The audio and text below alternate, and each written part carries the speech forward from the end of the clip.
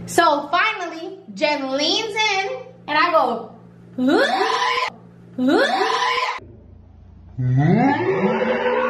fingers down my spine. Girl, you look mighty fine. Won't you rub your fingers down my spine? We're back in business. What's up, JA fam? It's Jen and Abby, and we are back with another video.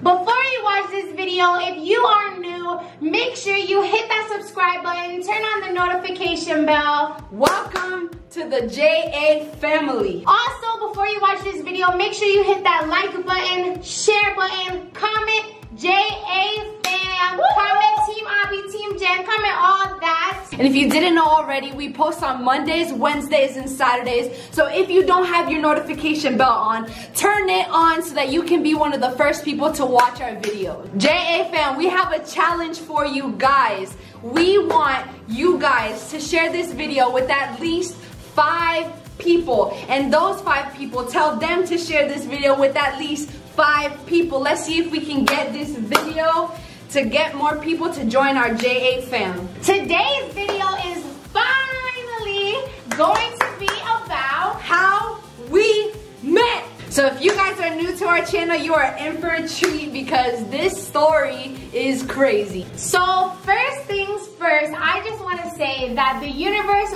wanted Jen and I to be together because we had mutual friends growing up, family friends, since we were super young. The first time that we ever crossed paths, I think I was like 12 or 13. Yeah. We look back on pictures now, like from like this one quinceañera that we went to, and we look and there's all of us, and then I'm on this side and Jen is all the way on this side. And I'm like, little did we know. Yeah. So as many of you know, or maybe you don't know, Jen and I did meet at church. We both grew up in church, so we were always there and stuff, but I had no idea at this point who Jen was. I just saw her around church, and let me tell you, I thought this girl was so cute. So we went to this retreat every single year. It's a beach retreat. It's so awesome. It's full of God and all this stuff. So at this retreat, they always put like 2 to 5 minutes on the clock, and they want you to go around and just fellowship and meet new people. So I was ready to meet Jen. I was super nervous, but I had a friend with me and she hyped me up and she was like, just go do it. So I literally, as soon as the clock started, I went right up to Jen. And mind you, I never did these things. Like, I never went up to people. I thought it was awkward. I never had like the confidence to go up to anybody. And the next thing you know, this happens. Hi, my name's Adriana. Like, literally like that. And I was like, okay. And then, you know, we talked a little bit and she was like, yeah, this is my friend Deborah. Like, how are you? Like, what's up? Like, I was trying to get to know her right then like and there. Those 2 minutes for Abby were precious. So time's up and it's time for everybody to go back to their seats. And like, I hear Abby walk away and that was it. But she still like stayed in my mind. Like, she was so bold to come up to me like that I couldn't really forget about her. So then later on, like, I'm walking by and I hear her tell her friend, oh my gosh, she's so cute. And I was like gassed in that moment. Like, I stopped and I was like, oh my god, she thinks I'm cute. I thought she was cute, but honestly in that moment, I was not trying to say so that she could hear me. I was just like, oh my gosh, she is so cute. But I didn't know that she would hear me, and I didn't find out till literally like 4 years later that she heard me say that, and I was so embarrassed when I found out. Yeah, I mean, because like, for me, it was a shock. I was like, oh my god, she thinks I'm cute. Like, at that time, I thought you were cute too, but like, I was trying to do like the whole not be gay thing. Mind you, we're at a church retreat, so like, and we went to a Christian Pentecostal church, so like, it was not really okay for me to be walking around flirting with a girl. So it was kind of like a big deal when I was like, she's cute. Because in her head, she was probably like, oh my god, I think she's cute too. Oh my god, this is bad. Yeah. So that's kind of what was going through our head in that moment. So the retreat was over and everything. And I swear, I could not stop thinking about this girl that came up to me to ask me what's up. So I found her on Instagram because I knew your name at that point. And I looked her up, added her, and then she added me back. Yes, I did. And that's where the games began. Yes. So I added Jen back, and I was ready to steal her heart. She was ready. Like, I was trying to play it low key. I was commenting on all of her pictures, and I was hyping this girl up. Marry me, heart eyes, smiley face, monkey emoji, all this stuff. And I was just leaving it like kind of up for her to like decide where I was trying to go with that. Like, was I flirting with her? Was I just hyping her up? What was going on? So I just started getting all these notifications like spam liking me, but also commenting. So I knew that she was taking her time. I was looking at all these pictures, commenting heart eyes, OMG, like monkey face emoji, like the whole 9 yards, right? So like she went to the bottom of my feed, and I remember commenting like, dang, you went all the way to the bottom. She was like, yes, I did. So I started commenting back, sending emojis, heart eyes, kissy faces. She was flirting with me the whole 9. That went on for a while, and now fast forward to a few weeks later, I wasn't the type of person to make a move, especially because I was trying not to be gay. So I was like, I can't make a first move. So the one move that I did make, that I knew she would notice because she stayed on my page, stayed like commenting on my stuff, I decided I'm just gonna put my kick in my bio, which at the time was like Jensine Unique. So I was like, kick Jensine Unique. I was like, if she wants to reach out, I know that she will. Yeah. And yes, I did. As soon as I saw her put her kick on her bio, like, I'm surprised that I wasn't there watching it happen. Yeah. But as soon as I saw her kick go on her bio, I messaged her right there. And I was not playing games. I flew in her, I would say like it's kind of like a DM. So I'm like, I flew in her DM. She flew in the DM. Slid right in. And I started flirting with this girl. And like, mind you, at this time, we are so like heavily invested into church. Like, this was bold of me. This was super bold. And I think I was in denial. I was just playful flirting, but I knew I had a crush on this girl. So I'm going back and forth with her. I'm flirting with her, and from the get, I'm trying to hang out with her. I'm like, let's hang out outside of church. Let's meet up, let's link, da-da-da. And she keeps like beating around the bush. Yeah. Cause at the time, like my mom and I hadn't really been communicating about the fact that I was gay and stuff like that. And it was just a hard topic for her mom, because, you know, her whole family's Catholic. So when her mom found out she was gay, it was not good at first, because, you know, she had to learn, she had to build. So back then it was a no-go. Like, it was like, so you are like, not around girls. So Abby's like, oh, like, do you not want to hang out? I'm like, no, I do, but like, I can't, because like my mom thinks I'm gay. And I was bold. I was just like, so I was like, so are you gay? I didn't just ask her if she was gay. I was like, are you gay? Monkey emoji, like covering my mouth. Like, I was like flirting with her, like, and then she replied, it's complicated. And that was like that was the end of our conversation. Like, oh my God, I was so like at this point nervous. I was like, oh my God, is she gay? Are we flirting now? Like, what's going on? Does this have potential? But I don't know. I feel like there was always just like the doubt in the back of my mind, because like we were so involved in church. Like, I was like, even if she is gay, like there's no way. Like, we're just gonna flirt. Like, it's not gonna be anything crazy. Like, so from there it was back and forth. We was texting. We was kicking. We was Skyping. The whole night. And I would never forget. Abby would like look at me and she would like, bro, she's about to. I was a light skin on Skype. She would be licking her lips, like blowing me kisses. She'd be like, on Skype. And we were just back and forth kisses. It was so, at that point, I thought the only thing I was ever gonna get from this girl was a, like, I thought that was it, because mind you, I just keep going back to the fact that we were hiding this. This was all behind closed doors, this little flirting. And then Jen, finally, after like weeks and weeks of talking, she calls me babe. And then Abby, she sent me a picture like this. Dead, because she was shocked that I called her babe. I was really shook, because like I never ever thought I had a real chance with Jensine. Like, and she was not just like at church. Like, this girl was like a leader at her school. She was so like involved in the church, so she thought I was untouchable, yo.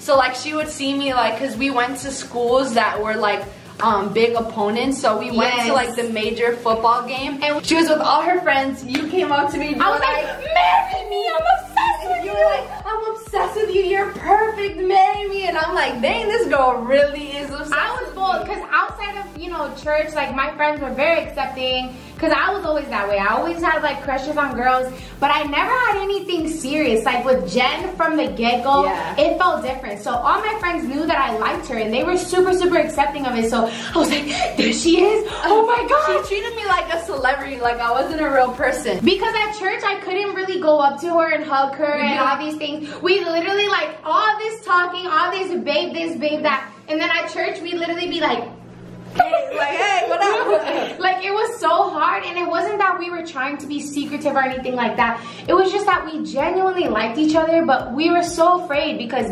we felt that it was so wrong, and we couldn't really like talk about it except for, you know, to my friends. Like not even Jen felt like she could tell her friends at the time. So it was tough. Finally, that one mutual friend that we were talking about at the beginning of the video, whose quinceañera we were at years before this, she hooked it up. So this, she played Cupid, bro. She's like my family friend. She's like my cousin. Yeah. And I was like super close with her and her brother. My whole like, you know, middle school years and stuff like that, they're still dear to our heart. So she hooked it up. Like I was like, she had a car at the time, and at this point I'm in high school, and I'm like Amanda, please, I'm like, help me hang out with Jen. Like I'm asking all my friends. I'm asking all my friends who have cars to help me hang out with Jen. No one can freaking help me except for Amanda. She pulled through. So she went and picked up Jen because, you know, she got to tell her mom, hey, I'm just hanging out with the cuzzo. She didn't really know that she was coming to hang out with the babe. So they pull up or whatever. And from day one, Jen was pranking me. Oh my God, so I'm so excited. I've been pranking from the jump. I hop in the car and Jen is not there. Literally, y'all, I was so obsessed with this girl. I hopped in the car and I started bawling. I'm like, where is she? Like, I'm like, where is she? Don't play these games with me. I can never see her. This is the only time. Where is she? Let's go get her. And Amanda's like, I'm sorry, bro. Like, she couldn't come, like her mom wouldn't let her. And it broke my heart. So, and then I'm like, get me out the car, I'm leaving. And like, so I go to get out the car and then I see Jen running down the street and she's like, wait! And I'm like crying. I was like, oh my God, why would you do that? Yeah, I'm like mad but happy because like I wanted to see her. So I'm like, why would you do that? And I like hug her and stuff. And we were supposed to like go do some stuff, but honestly, we never did. We just drove around in the car for like 2 hours. But that day was the best day ever. It was our special day because it was our first kiss. Here's some proof that I would always ask my friends who had cars to try to take me to go see her, and they never would. Yeah, I found a message from our friend Mia who she sent me a video of Abby crying. Like she was like, I just want to see her. I'm just trying to go see her.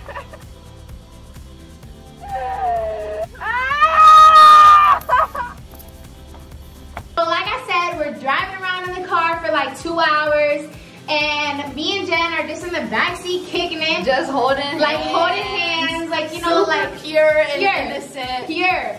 And then Jen looks at me. Mind you, I'm nervous as all hell. Like, this girl makes me nervous. Like, back then, I was like cocky. I was like, like I thought I was the ish. But Jen made me so nervous. But Jen was bold. And Jen leans in. She looks at me. Let's recreate. This is how it went. Jen looks at me. And she's giving me the look. You know the look? The kiss look. Like, I'm about to kiss you. And I'm like, oh my God. Like, I'm freaking out. So, finally, Jen leans in. And I go, and